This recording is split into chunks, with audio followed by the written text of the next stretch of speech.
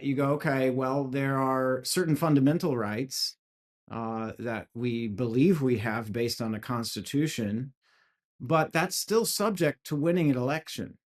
I mean, look at the Supreme Court. That Supreme Court is built the way it is because of elections. Hey, everybody, welcome to Duke's Download. And I am so honored and grateful for our guest today, someone who is a friend, but also somebody who I have literally admired and just looked up to since I was 16 years old.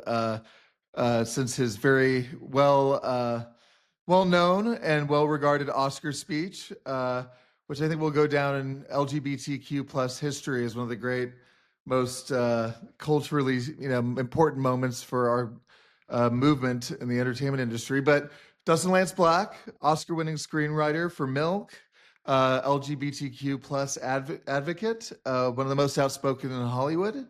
And I wanted to mention, we'll get into this later, but Mama's Boy, Laurent Bouzereau, who directed it, is a good friend of mine. Okay. And I just have to say, I was blown away by it. And it came out, what, a year or two ago now, I think? Yeah, it was a year. Yeah, and then it just keeps going. That one. It's I mean, like you've got many projects going on, but that was one of the most recent ones, which I it was. absolutely loved.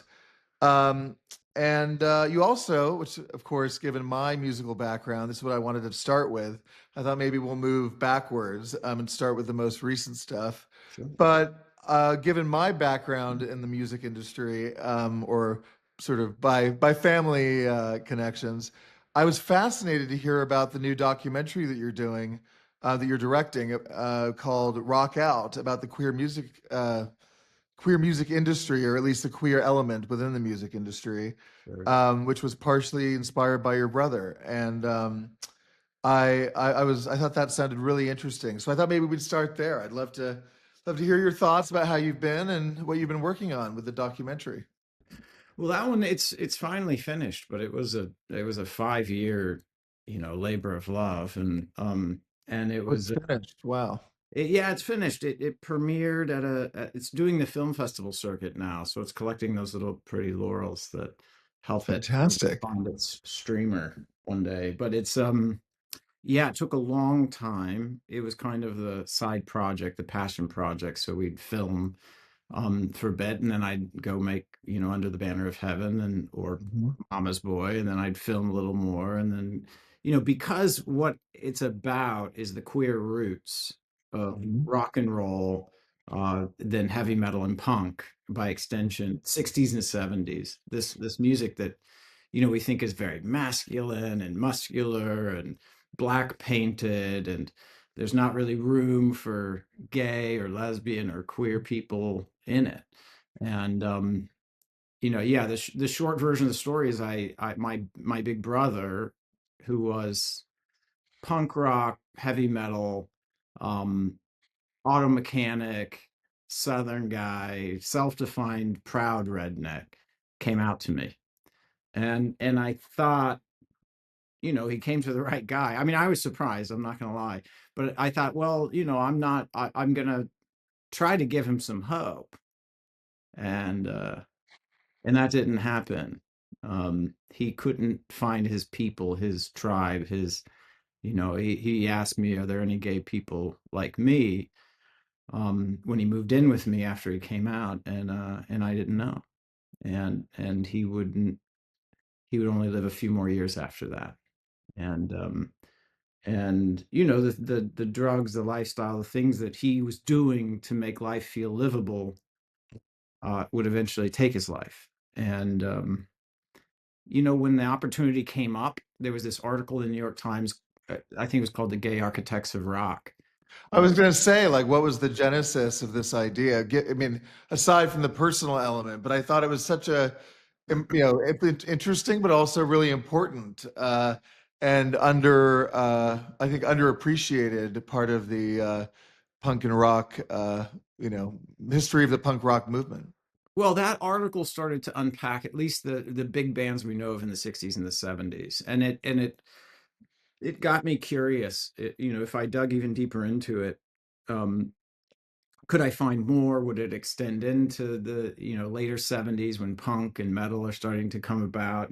And was there actually this tribe the whole time? It was just hidden for safety's sake. Mhm. And the truth that I found was the shapers, the producers, the managers, the people putting these bands together, helping create their look, helping guide them, were almost exclusively queer people.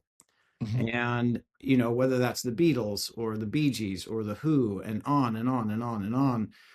And you can obviously trace it all the way back to Ma Rainey and the blues, and the thinly veiled lyrics from back then, or Little Richard, which are not even veiled lyrics at a certain point. So there was just so much, and I went, has been so deeply buried.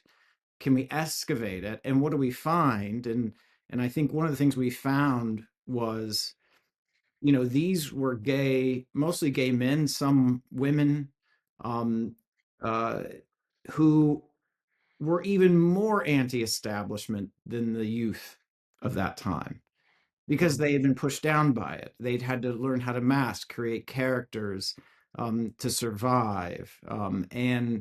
And so, listen, these usually a little bit older than their artists, men kept pushing their acts to do more, be more outrageous, be more anti-establishment, think about the fashion, break the rules. And it turned out that the audiences, young people in the 60s and 70s, loved that. And The emphasis of the documentary, you would say, is from the 60s to the 70s? yeah, it goes it dives into artists who laid the foundation. So it's earlier than that, but it's mostly focused on the 60s and the 70s, that real renaissance of music. I mean, it is. Listen, someone said to me, one of the big famous artists, like when he was young, he wasn't listening to music from 1910 and 1920. But young people today are still listening to music Mhm. from the 60s and the 70s. There was Mhm. a renaissance period, and and queer people were erased from it, and their Mhm. contributions were massive. And to a certain point, you would have, there's a fun quote in it from Jim Farber, who writes for music in the New York Times, and he quotes, and he says, "Listen, there was a period where everyone the men in Hollywood were all gay, trying to pretend to be straight, and all the rock stars at a certain point in the 70s were straight and pretending to be gay, because it was good. Totally. It was good for record sales." So that the documentary, it's trying to answer the question my brother asked. Well, and it's interesting because my mom always talked about people don't think of the Go-Go's as being a punk rock band really, but they started as one Mhm. up on Sunset Boulevard in the late 70s. And my mom always talked about how there was this sort of public image of punk being this hyper masculine, to your point, kind of. I mean, maybe there were some elements within the scene that were anti-gay or anti-women. But like for instance, you may be familiar with Darby Crash, who was the lead singer of the Germs, Yeah, of course. and he was The gay. documentary starts with him. For real? Yeah. Oh wow. Yeah, actually, yeah. Yeah. At the whiskey. Yeah. Uh, Oh my God. I yeah. cannot wait to see it. I'm so Yeah. excited. I mean, that's a story right there. I mean, I think there was a film, What We Do Is Secret, maybe, that came out like 20 years ago about Darby, but even then they didn't really delve into that element of his life. And Right. so I mean, just that right there is a perfect example of yet again, you're doing a great service to our community by elevating these stories that nobody would have ever had any clue about, at least the general broader population. So. Well, and I think it matters. Yeah. I think we're particularly right now, more so than when I started the doc. There is a contraction of places where it feels like we can belong openly, and we see it shrinking in things that like the military. We see it shrinking in the FBI. We see it shrinking in all of these places, and so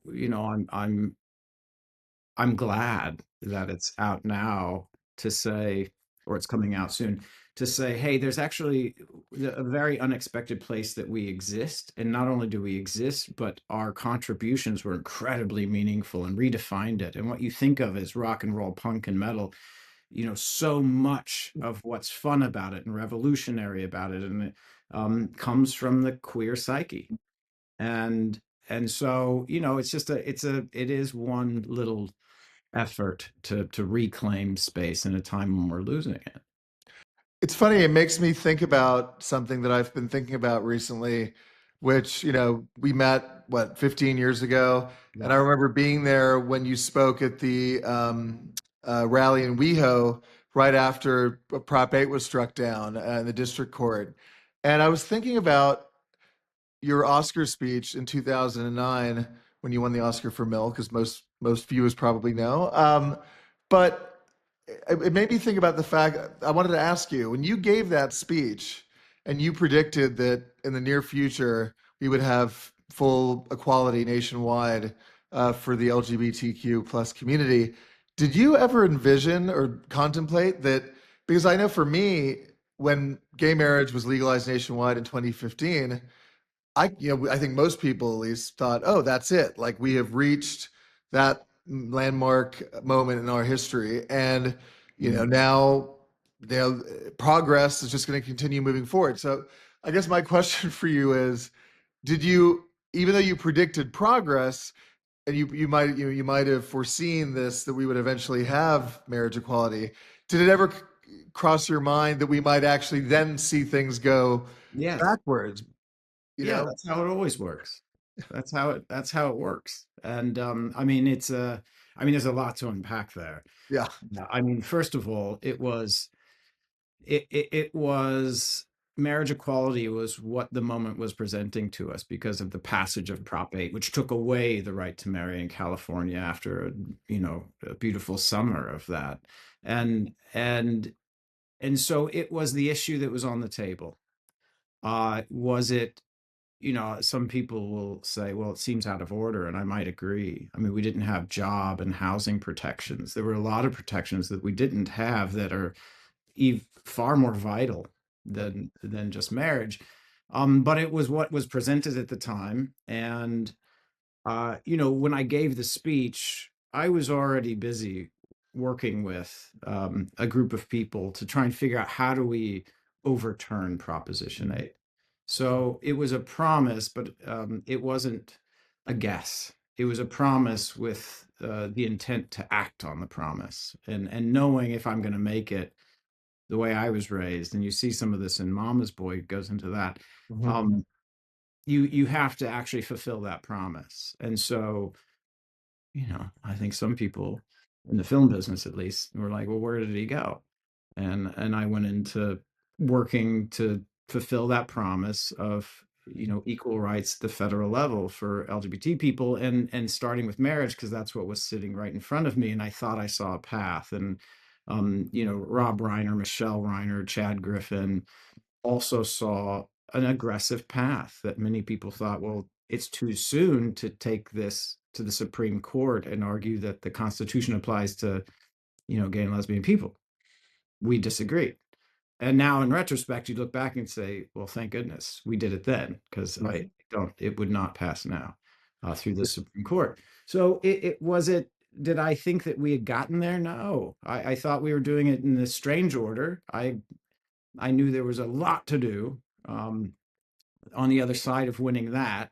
And the pen, I'm also keenly aware, just as someone who studied history, if you're a minority, your rights, your protections, your equality is never secure. There will come a time where people try to take it away again. Mhm. Come a time where, for various reasons, people are feeling, stepped on, they're feeling small, they're feeling broken. And out of that fear, they start to look for who they can knock down and stand on to feel taller again. And gay people tend to be one of the first go-tos because we are a small minority and we are different. And so this moment we're in, this swing back of the pendulum, is just natural. And but what just because it's natural and it happens doesn't mean it's good, and doesn't mean we shouldn't push back. We have an obligation every generation to step up Mhm. and to make sure we don't lose the gains that were won before us. I mean, wasn't the first person to say, hey, let's take this to the federal level. Let's work for marriage equality. Those conversations have been going on for a very long time.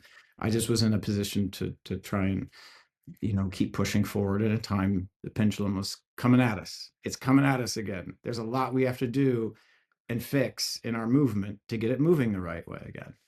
It's so interesting. It almost seems like there was something lining up in the universe there because Oh milk yeah. without I yeah, think we milk. shot it. I think we shot Milk in 2008, and then we had it cut and done and mixed and scored all that year. I mean, it was crazy fast, as I A- recall. And then the fact that Prop 8 coincided with that. And then the Yeah. fact that, as you, to your point, that you had already been involved in advocacy and political, the political realm behind the scenes. And then the fact that, there was this cultural moment happening in the country with the passage of Prop 8. Right. And then the fact that you won the Oscar. And I mean, I don't want to make I don't want to seem I feel I'm over effusive, overly effusive, Yeah. but I do truly remember what a moment it was for me. Like I had not met you yet. I think I was what 15 or 16 at the time, but I remember being in my room and watching the speech. And it's, the speech, it was it almost feels like everything lined up. And then the fact that, you made that commitment to uh, you know, helping to shepherd through, equality in the not too distant future too.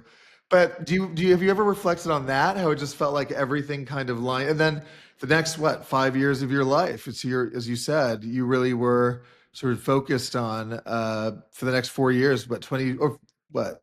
It was six Yeah. more years, 2009 to 2015. You got it. Yeah. It was I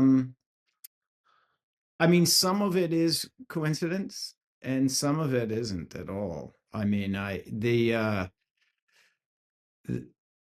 the feeling, and I think people forget it now, some of why marriage equality became the focus was because it wasn't because we all collectively as a community or whatever decided, oh, that's what we're going to do. George W. Bush had attempted, or at least said he was going to attempt a constitutional amendment against marriage equality in the United States. He had named that as the goal. And so people were taking action in both directions to try and legalize marriage equality, to try and roll it back where it had been legalized. So it was a big debate even before Proposition 8. It was on our minds like, well, we should defend our gains. And I believe that. And at the time I had no idea I would ever get married. So it wasn't really my on top of mind, but it was the thing. It was the front of the battle. That and Don't Ask, Don't Tell. And a lot of older gay people were like half joking with me, like those were the two things we wanted to avoid was marriage and the military. Like, what are you guys doing? But those were the fronts, and there were plenty of other queer people who wanted to get married or had kids they'd like equally protected or wanted to serve or had been serving and wanted to be able to be open about that. And so, those were the fronts. And so with Milk, those were the conversations happening when I was researching it, working on it. These were the conversations we were having. And we were having these conversations against the backdrop of a story where a guy, Harvey Milk, in 1978 was able to beat back a statewide proposition that was even more popular than Proposition 8 to begin with, but he ended up turning the tide and winning. How? What had we done wrong? What had we forgotten? And so we were having these conversations on the set in the research with some of the great leaders, our foremothers and forefathers in the movement. And so I and a bunch of the rest of us were getting deeply educated on where we'd gone wrong, what we'd lost. And so it's not by accident that by the time I got up to, was so lucky to get up on that stage and make that speech, I had a plan. And not just me. It was shared with a small group of believers that we could do this, that we could overturn Prop 8 and take it to this issue to the federal government and win. And so it's not really luck. It's what was on the table, and I think what we did then that I think we're in danger of falling into this trap again, is we all had this passion in our hearts. We really wanted to be treated equally under the law, at the very least. And in all matters governed by civil law, not just marriage. I mean, the goal was bigger. And and I think what we figured out by looking at our earlier successes is that the heart isn't enough, that it then has to be something that's heart, mind, and body. Meaning you have to have the passion for the thing that you know is right. You have to understand in your heart why it's right. You have to be passionate enough about it to live through the fails, the failures along the way, the stumbles along the way, because it's gonna hurt sometimes. But then you better take it here: heart, mind, and body. Mind, come up with a strategy. This is where we're already failing in this day and age. What is the strategy? The strategy is probably going to include locking arms with people you're uncomfortable with, Mhm. inside the movement and outside of the movement. Mhm.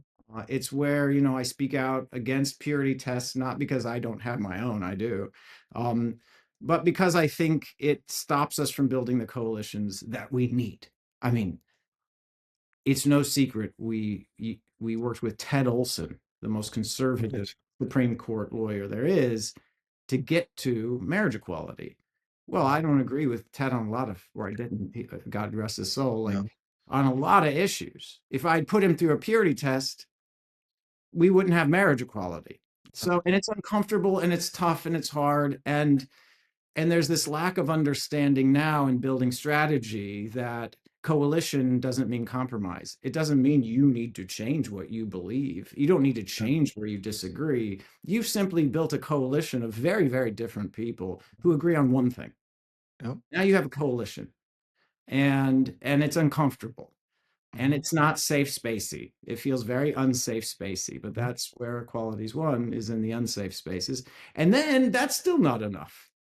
So you have the passion, necessary, not sufficient. Now you have a strategy that includes coalition building. So you're building the people, the pieces that you need to win. You come up with what it is you think you might be able to do to get to the win, and then you got to use your body. Then you got to act. That really doesn't happen much today. Then you got to, like, take a shot at something, and sometimes that's writing a song, making a movie, putting on a show. Other times that's filing a Supreme Court case, legal cases. Sometimes that's running for office. Whatever that is, now you got your heart, you got your brain, now you got to put your body into it. And so that's what I started to see and figure out. And it is dangerous. It does feel unsafe. You do get lambasted. I mean, I'm sure I'll get lambasted for half the things I just said right now. You have to be ready to just weather that. And when you put those pieces together, you at least have a shot at winning something. You have a shot at giving that pendulum of progress a shove back in the right direction. If all you have is your opinions and your passion and your heart, and you're sitting there tweeting it or posting it, or going off in people's comments, okay, that's likely not going to do a thing. You know, I'm so actually kind of blown away and really happy about what you just said, because without getting into the nitty gritty, I, not in the exact same ways perhaps, but I've even though I'm a Democrat and I'm very mainstream, obviously I've been not on your level, but involved in activism and for a long time.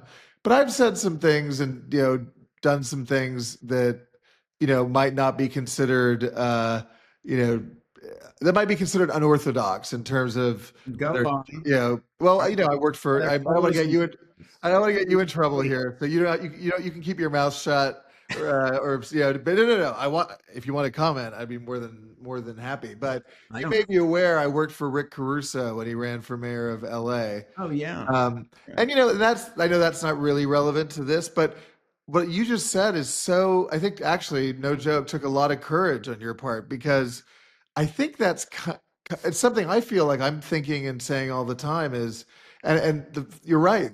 Milk and Harvey himself, both the film and the person, number one, he was a former Republican, which you know, today, not to get into controversial territory here, but a lot of people, unlike the Republican Party, who's like, oh, Reagan was a Democrat, Trump was a Democrat. There's like this. I know Harvey took heat in his time, from some Yeah, people for but being a former, and the idea that that was a you could, different Republican Party. I no, mean, for sure. he was a Barry Goldwater Oh, Republican. Nixon, he was out. But he did start with some conservative points of view that today wouldn't even be considered conservative. I mean, Barry Goldwater famously said, "I don't care if you're gay in the military as long as you shoot straight." Right? Like that's not Reagan, and that's no, definitely no. not where we're at now. Yeah. But also like the idea, like you said, that I think there are people within our movement and our community, and I understand their point of view, but there are people who are like, we can't, you have to be a purist. Like if you, associate or work with someone who may not agree with you 100% of the time on a certain issue, then that means, yeah, I think you and I share similar views on this, given we've supported, I think, you obviously you were a Hillary supporter. Yeah, big. uh, I think being a pragmatist when it comes to actually achieving progress is important and is kind of critical to achieving real results. Well, you have to build the machine, and you have to have a strategy as you're building it. Yeah. And um, I am learning because at first I was surprised by the pushback to coalition building, and I mean, Right. sadly surprised because there was I'd never heard that even back in 2009, 2010 in marriage. People pushing back about coalition building. Now I hear it, and it's like we're in a period where people are quite angry and for good reason. People are scared and for good reason. But we're in a period and with a generation, I think, that just seems to, and I said it just a second ago, but that doesn't seem to understand you can work in a coalition with people you disagree on a lot of stuff with. Mhm. And that doesn't mean you have to shift. You don't have to become them to work with them. You have to figure out what, I mean, if, listen, we couldn't work with conservative folks if they believed that gay people shouldn't be able to be married. We had to find conservative folks who shared that belief. And in fact, it becomes advantageous because now they can go out and make the conservative case for marriage equality. I'm not a conservative. I'm really not. In many, many ways, I was raised in that. I know that. I think I know where that comes from.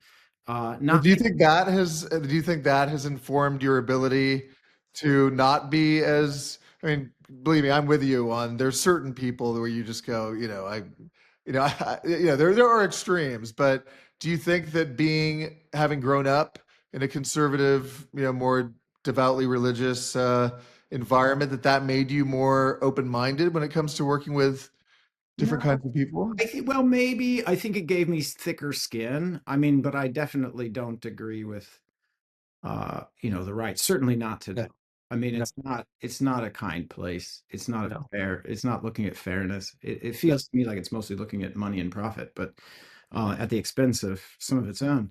I do think it probably thickened my skin to it, so I could put up with people I disagree with and still find some affection for them, which is a tough trick. I think that it has more to do with math, man, and it's like and survival. And Mhm. you go, okay, well, there are certain fundamental rights that we believe we have based on a constitution, but that's still subject to winning an election. I mean, look at the Supreme Court. That Supreme Court is built the way it is because of elections. Yeah. So, you can look to the Constitution and say, oh, this is guaranteed to me as a minority. Well, nothing's guaranteed to you as a minority. The Constitution isn't guaranteed to survive. I Mhm. mean, guys, we have to protect what we have. And sometimes it's fine. And we're in this time where people are very siloed. I get it. We mostly are with, hang out with, listen to, people like us. We're in an echo chamber. And I really worry that a lot of activists, not all, and a new generation feel like that's normal, and that it's not, it's too uncomfortable to be around people who aren't in your silo, and that's somehow okay. Well, I think there are certain people, certainly who they are, where they live, really do, their number one is safety. And it's true. And they need to be safe. And they really are in jeopardy. Great. I'm not asking you to step out of that safe space. Number one, you got to survive. Mm-hmm. But for those of us who have worked hard enough, are lucky enough, whatever it is that got us to a place where we have a foundation, and we have a foundation for safety in some way. If you don't want to be eradicated, extinguished as a minority, you have to step out of those safe spaces. Mm-hmm. Every foremother and forefather you talk to in any movement is going to say, we didn't win because we kept ourselves safe. Mm-hmm. And, some people paid ultimate price for that. Many people paid the ultimate price for that. And that's sadly what it takes for minorities. And so, I'm just trying as best I can in this new moment of, losing our rights and losing our protections and feeling at risk, to shout as best I can. Hey, if you can, you need to step out. And that passion in your heart, if you're going to build a strategy to win, and this includes at the ballot box, sadly, our rights are put up to a vote, whether all the time, even if that just means building a Supreme Court that will protect us. You're going to have to get to 50.1%. Mm-hmm. That doesn't mean you have to, quote unquote, compromise on some of your core beliefs, but you got to find 50.1% who agree, hey, you ought to be able to have a job and Yeah. a home and your family equally protected.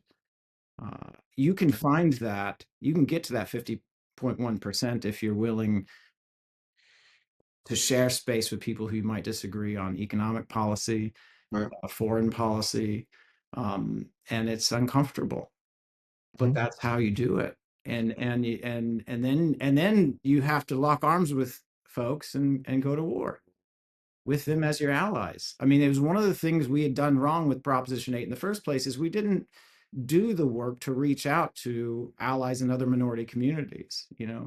I mean, listen, the women's movement, natural connection, the civil rights movement, natural connection, and on and on and on. But you're going to run into some people, when you lock arms with folks from other organizations, they're going to disagree with you on some things. Oh, well, Yeah. get over it. It sucks. And you can keep talking to them about it if you're really brave. I do. And you sometimes agree to disagree, and sometimes, they move. Mm-hmm. Absolutely. It's important to have those dialogues open.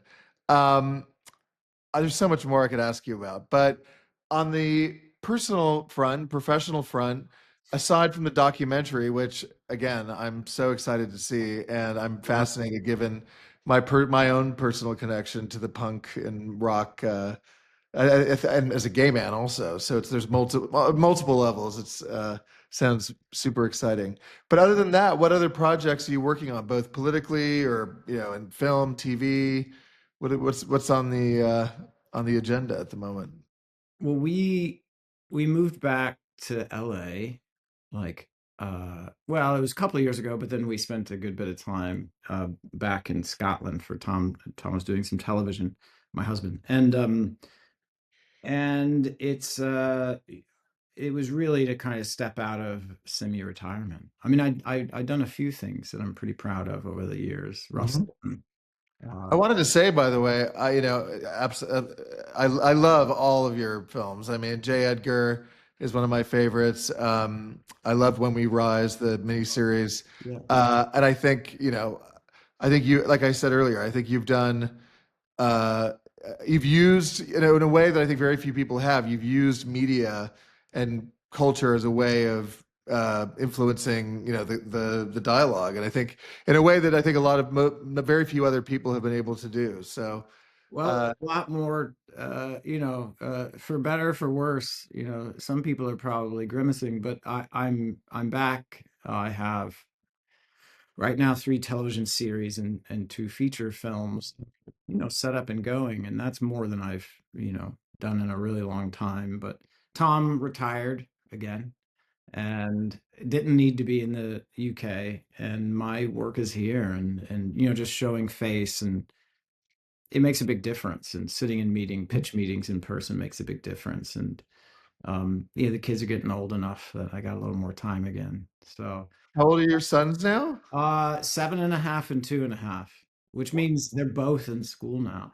Wow. It's a huge change. And Tom and I didn't, arm up with nannies everywhere, so we were doing it mostly ourselves.